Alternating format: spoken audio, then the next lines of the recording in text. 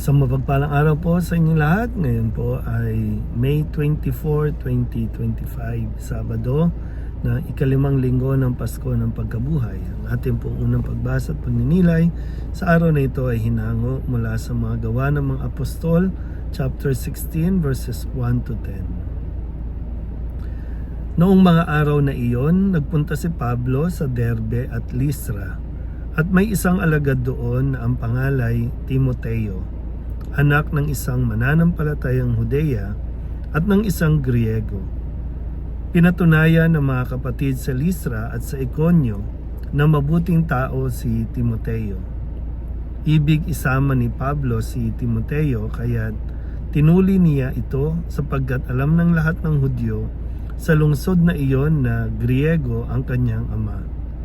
Sa bawat lungsod na kanilang dinalaw ay pinaalam nila sa mga kapatid ang pasya ng mga apostol at matatanda sa Jerusalem, at iniutos na sundin iyon.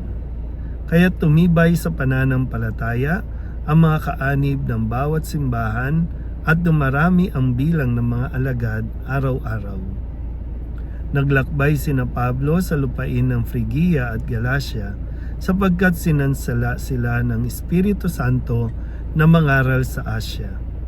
Pagdating sa hangganan ng Mysia, ibig sana nilang pumasok sa Bitinya, subalit hindi sila pinahintulutan ng Espiritu ni Jesus. Kaya't bumagtas sila ng Mysia at nagtungo sa Troas.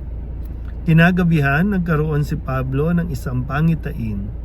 May isang lalaking taga Macedonia, nakatayo at namamanhik sa kanya. Tumawid po kayo rito sa Macedonia at tulungan ninyo kami. Pagkatapos ng pangitaing ito, gumaya kami agad sapagkat natanto namin kami tinatawag ng Diyos upang ipangaral sa Macedonia ang mabuting balita. Ang salita ng Diyos. Muli po, isang mapagpalang araw sa inyo pong lahat, at patapos na naman po ang isang linggo natin ng ating pong paglalakbay sa Pasko ng Pagkabuhay. At ngayon sa ating pong unang pagbasa, ang pagpapatuloy ng paglalakbay ng misyon ni San Pablo para ipahayag ang mabuting balita sa mga hintil, no? O sa labas ng mga Hudyo, no? Ng mga komunidad ng Hudyo. Dito pagnilayan nawa natin, no, na talagang ang Espiritu Santo ang gumagabay sa mga apostol, sa mga alagad, o sa kung sino man ang sinusugo para sa isang gawain ng pagmimisyon. At siyempre ito po, no, ang kailangan din natin maunawaan na ang misyon ng pagpapahayag ng mabuting balita ay hindi sa kung saan natin gusto, kundi kung saan gusto ng Diyos na tayo po ay makarating. Pag ginusto ng Diyos na dito sa isang lugar magpahayag, kahit anong problema, anong balakid, ay hindi nito mahadlangan kapag ito ang kagustuhan ng Diyos. O pwedeng makaranas ang tao ng panggigipit o kaya naman yung pakiramdam ng kawalan ng pag-asa dahil sa kanilang mararanasan, pero yun nga po, no, kung saan ibig ng Espiritu Santo tayo mapadpad, doon tayo pupunta. Kaya minsan, no, yung mga detour ng buhay natin, maging yung mga plano, no, na sa buhay natin talagang pinag-aadya din. Hindi nga lang natin madalas na nakikita o naunawaan ang galaw ng Espiritu, pero sa kalaunan, kung pagtutuunan mo lang ng pansin, no, ng panahon na magdasal, malalaman mo na ang lahat ay bahagi ng kagustuhan ng Diyos o maging ng plano ng Diyos kung saan tayo dapat mapunta.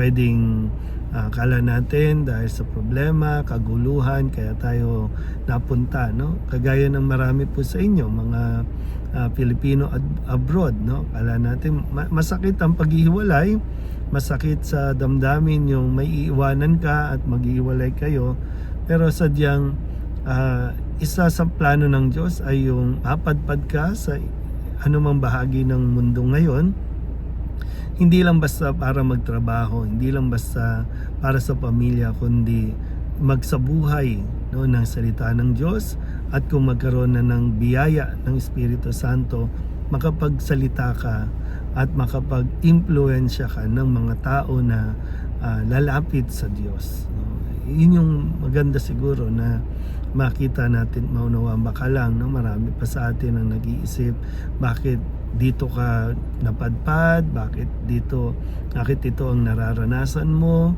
Lahat ng yan ay, no, o pwedeng patungo sa isang direksyon kung saan tayo dinadala ng Diyos. Kaya maging bukas lang tayo, no? Kumbaga sabi nga, let's be more open-minded, no, sa plano ng Diyos. At isang araw lahat ito magiging malinaw sa ating lahat. Muli po, isang mapagpalang araw sa inyo po lahat.